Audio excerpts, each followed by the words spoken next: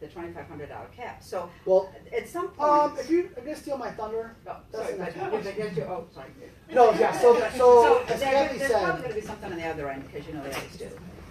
so I don't know if you can do the 500 rollover, but Yeah. this was a nice thing that people can use it for over-the-counter items without prescription. And then HSAs, it's a wonderful thing. Repealed. Did I miss this line? Oops. No, that's the next one. Okay. So repeal the tax on HSAs. So this is a basic one. So basically, right now, if someone takes, so is everyone familiar with health savings accounts? What they are? Mm-hmm. So if someone uses their HSA dollars now for non-medical expense items, it's almost like a 401k, taking a 401k distribution, meaning you have to pay taxes on it and a 20% penalty. All this is saying is you'll pay taxes and a 10% penalty. And that's what the penalty was pre-Affordable Care Act. So they're moving it back to 10%, not a huge deal. And then Kathi, Mm-hmm. repeal the FSA. limitations on the FSA. Right. That's a nice, I mean, It would have been great the That'd be first awesome. time. Sorry. yeah. So it's a $2,500 cap. Yeah. Yeah. I love to pick on each other. So now you can do. I don't know if it's going to be unlimited, but Well, they're taking away the $2,500 limit. I think it's going to have some kind of limit. well, there's It's still gonna a risk have for some kind of there's still some employers may want to do the $2,500 flexible spending account because the more you allow your employees to do, the more risk you have. Meaning, if I let my employees do $5,000, they get LASIK eye surgery January 14th, leave the company February. How you're getting your $5,000 back was through payroll contributions, 26 payrolls. You're going to be out probably $4,500. Now, the rule of thumb is usually any losses you see on that side, the gains you kind of get from people not using all their balances kind of wash out. But if you increase that dollar amount, you're just kind of opening yourself for a little more exposure. So if you had a lot of turnover at your company, it may be something you want to probably keep at $2,500. LASIK is a lot less expensive now, by the way. LASIK, oh, I know what I said. We do that. I mean, it's a lot less expensive. I go to the than top it used to surgeries. be. My guy is $4,000. This is what we were talking about earlier, the refundable tax credit. So this is this is just a different methodology on what the Affordable Care Act had via tax credits. So now how tax credits work, it's really based on income, household income, and how many dependents you have, and it's a chart, and that's how much premium subsidy you get. Here, it's based on ages. That's the tax credit they'll get for the year, which again is in most cases smaller than the tax credits they're getting now. One of the drivers of this is, and again, I talked about we want to get a lot of younger people in this pool. So why this $2,000? You're like, oh, well, people that are over age 60 get a better tax credit. The variance in premium is so much more significant. This will make rates for our younger folks a lot cheaper than they even are now. And again, it's a way to try to get them used to paying insurance. So another thing, this thing gets so crazy, but the other change that's going to happen in the individual market as well, that's going to kind of coincide with this, is right now there cannot be more than a 3-to-1 ratio between my lowest rate and my highest rate. So if my 21-year-old rate's $150 on the individual market for a plan, my 65-year-old rate cannot be more than $450. That's going to move to 5-to-1. And what that's going to do is really kind of lower the cost. It's going to basically lower the cost for the individuals because basically that's what the health insurance carriers want. They don't, they can't charge enough premium in some cases for the 64, 65-year-old people as they want the younger people on the market. So this is a way to do it. So a lot of the So that's going to lower it for the younger. but it's not going to affect the 65-year-old. We're not going to raise the 65-year-old. Well, I think it's a little of both, really. So the insurance company's going to want to get their way any way they can. Because that's the discrepancy right now. I bet have it's a a little 60-year-old both. I bet employee it's a little both. who's 500 and my 24-year-old, 200. I'm afraid they're going to jack up my 60-year-old They are. to 650, 700, and oh great, my 22-year-old saved some money. But So it's going to move this my other way. age So your younger rate's going to get a little better, and your older rate's going to get a little worse. And this is why ARP is fighting against this plan. Right. This is why ARP and Right. if you see some things about hospitals, so one of the big drivers of the Affordable Care Act when it came out is the hospitals are saying we're seeing so many people that are uninsured. We're writing off so much business because when they come to the emergency room, we can't really turn them away. So I think this doesn't address that problem. I think it's going to kind of create that problem again, and there's a lot of hospitals that are saying this is really going to hurt us. We're not going to be able. We're going to have to cut staff. We're going to have to cut services, so on and so forth. But doesn't, with the hospital situation, and I haven't seen anything to fix that, the other thing that there were people that were insured, but the deductibles are so high that it's almost like they're uninsured when they're coming into the hospital. I agree. Right. And that's where some Except of for the, some of them at least have an plan ER design stuff. copay. But yes, and that's why we've also seen a lot of providers asking for money up front, even though it's kind of they don't do that because they never usually if you see a network provider, they have no idea what the cost is because they have to send it to get the magic discount and then reprice it and then you get the claim. But if someone's got a $6,000 deductible and that hospital knows that it's going to be they're asking for money up front a lot more now than they have in the past. That's what we do. We're a medical practice. So Centera is doing that, and they're asking for the any non-emergent case. I have an employee who broke her finger and needs surgery, so she had to pay upfront for both the hospital fee and the surgeon's fee. Where Advocate is not, because I would ask if we want to do that, and I'm anti making my patients prepay for the surgery. That's interesting. But So they Centera is already doing it. They're That's requiring you to prepay the. And so what do they do? Then they just credit you when they send their. Yeah, we're definitely seeing more of that. And look, I get both sides of it. I mean, yeah.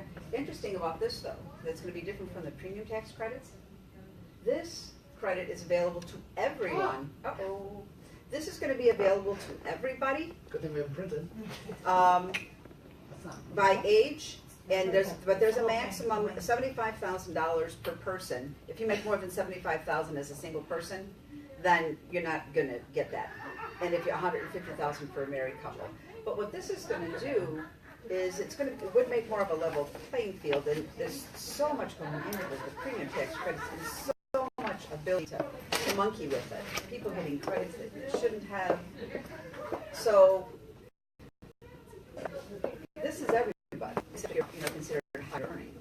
But only individual, right? Do you get? Right, it's only in the individual market, because with group, you have the same thing, as your employer pays a part of the premium. So you're already getting a break if you're on a group, but for the individuals, it's everybody, so. I think that's going to be easier to maintain and less IRS agents needed to figure out who cheated and who owes back and all that other. That part will be a lot easier because, again, the healthcare.gov, the subsidy, getting the premium tax, it was not really a pleasant experience for a lot of people. Allison, who does our individuals, probably happy about some of this. So the next slide, sorry for, I'm guessing we paid our bill and I'm guessing it's probably the win. But thank you for bringing these, Jacqueline, my hero. So health savings accounts, a maximum contribution is going to increase. Pretty self-explanatory. Yeah, individual, 6,550. Boy, that is a lot. Yeah, I know, a lot. And family, 13,100. Which does make sense. Out of pocket. I mean, it can really just basically cover your full out-of-pocket costs on the HSA. Allow both spouses to make catch-up contributions. So once you turn 55, you can actually make additional contributions to your health savings account. I have a question. Yes, So if you have two people that are on the HSA and their spouse, our employee is not yet 65, but their spouse turns 65, our employee can continue to contribute to the HSA. But if it was our employee who turns 65, you can no longer contribute to an HSA? That's correct. Okay. You can still use those. You can use the money The that's in 65-year-old there, can use it, but you can't, once you're 65, but you you can't. can't contribute to it anymore. But Okay. the spouse can. Our employee can, who's not yet 65, Correct. and their spouse can use it, but once our employee turns 65, they're done. Right, contributing. right. So here's a question. Okay. If you're an employee spouse, 165, 163, you have an HSA plan, would you do the single amount then?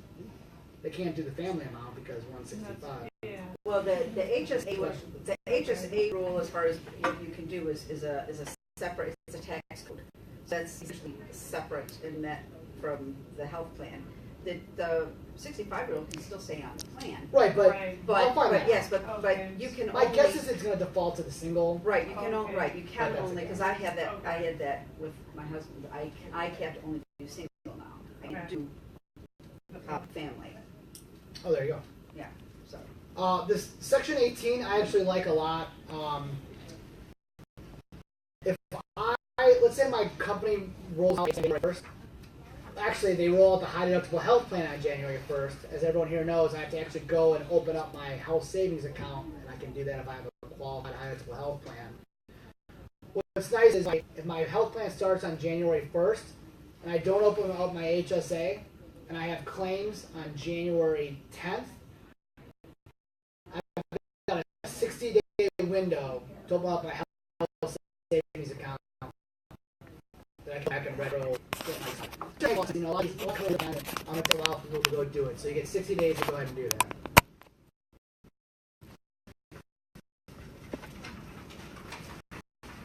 The rest is some of the basically so there was a 10% tax on tanning salons, which I remember like it puts those like salons. They just threw a whole bunch of weird stuff in this bill. So tanning, I don't even know the direction secretary. So I don't know what that was. There's basically the tax on health insurance. So I don't know if you guys remember there was like a 4% tax on all the fully insured rates, and you just got that 4%. Those all going away. So that's a good thing as well. Again, I don't know the timing on it, but that is the kind of proposal. And I think that is it for back to it, but for those are kind of the changes to how we see them. Anyone have any questions, comments? We can get political. Kathi, and by we I mean Kathi. all right, that's good. So, yes. Sorry. Oh, please. Did they mention in that which if they're taking away some of the benefits? So right now the physicals are free, all those things, are they gonna break that up, or do you think that's all gonna stay? Have they hinted at that? They haven't, I haven't seen anything real definitive other than they're going to offer more options. And another thing that a lot of this is leaning towards states adopt their own models, because there's a lot of difference between Alabama and Utah. So there'll be more diversity in plans. I personally think that most states are going to opt for keeping the preventive in, because that's just a no-brainer. It just makes sense. But how about maternity? Maternity might be an option. So- I mean, like in the old days. I mean, on an individual plan, you might be able to purchase an The option. essential health benefits, a lot of those, so like I don't foresee having to have pediatric dental. To me, that never really makes Yeah, I sense think- anyway. Yeah, I About think like that contraception. it may not be free. So actually, that's a good. So on one of the tax credit thing, we talked today, and for tax credits to be used, that plan cannot cover abortions. I mean, it literally says it in some of the guidance. So we talked. I think plans only cover it now if it's medically necessary. I don't know how that's going to work on the tax credit thing or not. So, Yeah, I think there was, you can buy in and you can, because Taylor is supposed to be able to use for abortion. That's been over 10 years piece of legislation. So they said, well, instead you could buy this endorsement and add it to your policy so that you had that coverage. Well, what they're saying here is, we can still maybe use that model, but if you use that model, you're not going to get premium tax credit, because they're going back to the original law that says you can't use tax money to pay for elective abortions. But I haven't seen anything about contraceptive. But I'm going to guess that there's going to be some tweaks in what's free. Maybe people are going to have to do some cost sharing. We'll have to kind of see what comes out. So, any more questions? Denise, you're my question. Sorry. That's No. good. Please, no, it's good. So this next slide is GRS underwriting. So one of the things we don't know about, right now in the 250 market, everything's community rated. So as it stands now, if there was a company that sold insurance right next to us and did the same thing, if we were 2 to 50, and we had all the same ages, we would get the exact same rates. It wouldn't matter if we had $1 in claims and they had 50 million in claims, and that's how it's working in the 2 to 50 market. Pete, I use Pete. He's from Rock Group. I use him. He's Aetna, United, and Cigna, and all these great carriers. 2 to 50 community rated still. Is that what you're kind of hearing on the street? Yeah, I don't see any change on that, although I don't want to jump the gun here with GRX underwriting. We're going to talk about level funded, and because we can actually go. Yeah, I've done it, yeah. Great, okay. So with GRX underwriting, the first thing is I know there's a company, you guys are over 50 employees, and what's really nice about how underwriting is working now is there's a census called GRX. What does that stand for? Do you even know? Something prescription, yeah. Okay, so right now, if you guys are with Blue Cross Blue Shield and wanted to shop United, Aetna, Humana, it works in the past. It worked in one of two ways. The first way, what the carriers want you to do is have all the employees fill out applications with like the 13 medical questions, which is pretty laborious. I mean, employees fill out forms, go in and tracking it down. Then you find out there's a lot of medical risk, and all of a sudden your quota rate went up 40%. So you did a lot of work for nothing. So what's really nice in the 50 plus space is you can now shop the different carriers through a GRX census, which is basically just birth dates and names of all your employees. And basically what the carriers are doing now, they send it through Milliman, and they basically can pull the PBM, the pharmacy benefit management data out, which they know certain drugs trigger certain kind of diseases or outcomes, or but what they're doing is they're pulling all that data, and they can give you an underwritten rate based on that data. So instead of doing a gatekeeper or filling all that applications, all you need to do is to shop your plan is fill out that GRX census and get your underwritten rates for all the carriers, which is really nice. It just it takes a lot of less work out of your guys' hands, the employer. It makes our job a little bit easier because basically some people don't want to shop carriers. A, because it's, people don't want to switch carriers, switching doctors, but B, it's just a lot of work. And if we can kind of assess your risk based on that census, it's really a more fair way to look at things. So as a broker, I'm excited about that because it just gives my employers that I work with more choice.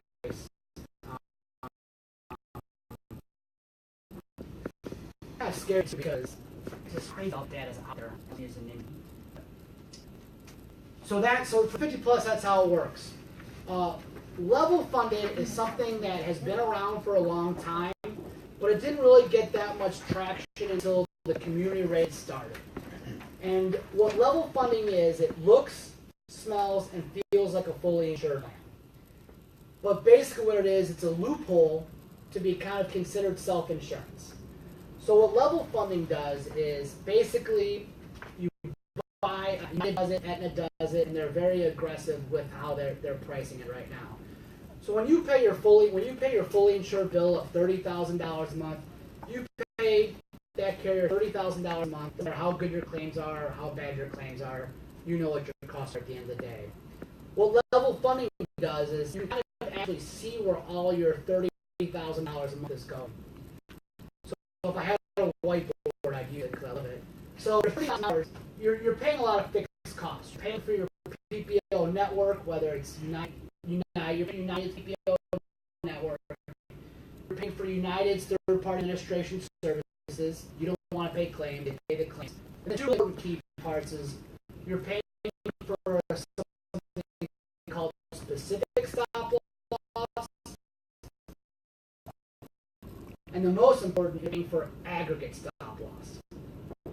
So on this $30,000 premium, it's going to be somewhere between $15,000 and $17,000 a month because you'll see there's not going to be much risk in these plans, so you're paying high. So that's really good. You've got that $15,000 a month times 12 throughout the year. You're doing really good. You can get some money back, and that's great. But that's more the cherry on top. What it really is, it's a loophole to not be community rated. So the community rated pool's got some really good groups, and it's got really bad groups.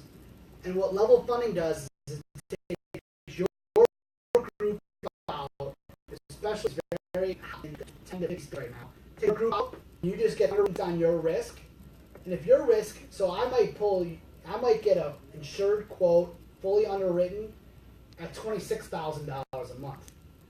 That's what I'm selling. I mean, the claims getting money back is great because you are self-insured, but you can just get a better top line savings right off the bat, up to 20, 30% in some cases, because you're not getting credit for being healthy in the community rated pool. If you come on out and level funded, if you're a healthy group, you're going to get better rates. And when I say it looks, smells, feels like fully insured, that $26,000 a month is going to be your worst case scenario. So you're going to know going in, what is my maximum liability? So, and you're going to pay it on a monthly basis. Whereas if you were like a totally self-insured client with 500 employees, basically most of your claims are your cost. You probably have like 8% of fixed costs, but it spikes. You know, we could have claims in 1 month, low claims in 1 month, and it's a little bit harder from cash flow. Level funded is basically the loophole to get out of community rating. So again, and what's really nice about level funded / GRX is if you have at least 20 enrolled, they can do the GRX, so there's no underwriting on that. If you have under 20 enrolled, it's kind of the old way. We can get your rate based on your demographics, but then the employees will have to fill out the applications. And the reason why is that GRX underwriting, it's expensive for carriers to use. And if you're not over 20 employees, I think it's $100 per time they run it or something. It adds up. So carriers just want at least 20 to do that. But they're happy to write 10, 15 my case because they get cherry pick the risk. And you know they want to be profitable, so they're going to take the cases they want. And if you run bad, let's say you have a heart transplant, well, that level funding carrier is not going to want you anymore. What's nice is that you'll be like, okay, I'll go back to community rated. Now I want to use community rated. So it's basically doing a little homework to seeing what fits best. What fits best today may not fit best tomorrow. And then I'm a little scared of the next slide. Jacqueline. Is it the next one? Oh, so we're employee benefits team. So Allison and Bath. Allison joined us at the end of. She's been with American Financial Group a while, but joined us third, fourth quarter last year. Allison had awesome of dealing with all the individual insurance that we have, and because of who we are at American Financial Group, we're big definitely on the property casualty, and we're big on the personal lines. We have a pretty big book of individual insurance. So Allison did an awesome job. That was like her full-time job. Now she's done some of the individual stuff, which is nice. And I worked with Heather for 4 years. For this job I ran that employee benefits department. I kind of stole Heather away from them. They didn't get me in too much trouble. And then Jacqueline is my another awesome account manager. She's got a lot of large group experience. She came from Gallagher. She put all my presentations together, so I'm a little nervous what my next slide's going to be.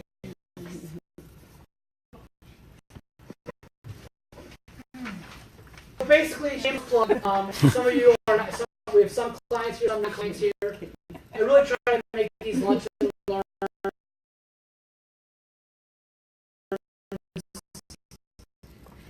I won't be calling you. Hey, can we send me up? I'll give you some things aren't like they were 10 years ago. Things do change. And I love to just give you a second opinion on what you have. So for the GRX sense, I'd love to do that. Right now, with Blue Cross Blue Shield, if you guys have Blue Cross Blue Shield and have some people that are just on big PPO only, there are some weird plans that I can show you where you can get the big PPO, same network of doctors, same at a lower price, about 4, 5, 6% lower.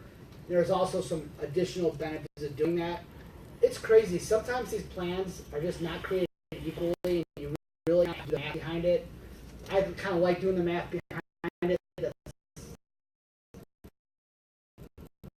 one of the things I do, like trying to sell on. So if you've got anyone if you've got people in the big PPO Blue Cross Blue Shield, you can actually some saving away and basically just fill out a form, and you can do it off open enrollment. So if anyone wants me to take a look at that, I'd be more than happy to do so. So last year, a lot of Blue Cross was, if you don't change like one thing, we'll give you this great rate. Do you think that, what do you see coming up for the next year? I'm not asking a question. I had a bunch of groups that people, that they were like, if you change nothing. Oh, yes. You have this little tiny percentage you're gonna get a chance. Look at all. Right, so that's the one caveat where this may not be 100%. So in the 2 to 50 market space, you have been able to keep your plan as is. I call it like a non-ACA plan. Your trans. You either have to take that non-ACA plan or roll community rating. The non-ACA rates are going to go by the wayside eventually. As of now, you can kind of keep that Band-Aid. My guess is, because a lot of those, we have more Blue Cross business. A lot of those, because we moved renewal dates to 12/1. I don't know what 12/1 or if we're going to They get were supposed to ACA rates. transitions. This was supposed to be last year, but this is the third year it was supposed to be the last year. But this year they're saying it's really, really going to be last year. So, maybe next year is going to be the year where the transitions go away. I've moved a lot of groups throughout the years. So in 2014, more people took that Band-Aid. 2015, a little less. 2016, a little less. It's spiked up. I've got most of now that are actually in the ACA rating. So the answer is, it's going to go away. Probably. I just don't know when. Okay. Yeah, because the transition plans were actually rated more in the old method of factoring in that specific group's claims experience as well, where the community rating is the whole big giant pools. And those are the groups. Sorry. And those are the groups. The ones that have not transitioned yet, in theory, are the ones with the good risk because they've wanted to keep them because they've got low increases. Because hopefully the broker has shown, here's what your transitional policy is, here's what it would be to CA, you should stay here. Well, some of them like here, at some point, that magic bullet's gonna be gone. That's where that GRX underwriting is keeping out the good risk. They don't want to get put in that pool. And those as well, if they're, say, 20 plus, they are actually an excellent candidate for the level of funding. Excellent candidate for the level of funding. Because really the transition plan is very claims experience better than average. So that would be kind of a good nudge for you to think, we might want to look at that level of funding can actually be a good one for us. Great. Questionnaires, this just so I can tell my bosses I'm working. And again, really, thanks everyone for coming. I know everyone's got busy schedules. We actually had about 4 or 5 no-shows. I was excited for the Yeah, we room. have nice and cool folks. Off the top of your heads, is there any other topics you guys think that you'd want more help on or more information? Jessica, would you like to hear more information? No, I think you did a great job.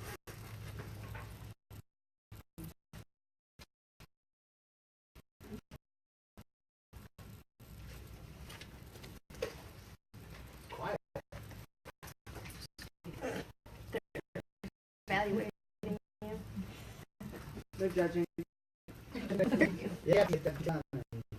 We got it one day too quick. Have you guys seen it on the news? Have you guys seen a lot of articles on it? Hard. I mean, I see it all the time, but I'm looking for kind of thing. So that's not saving, is it?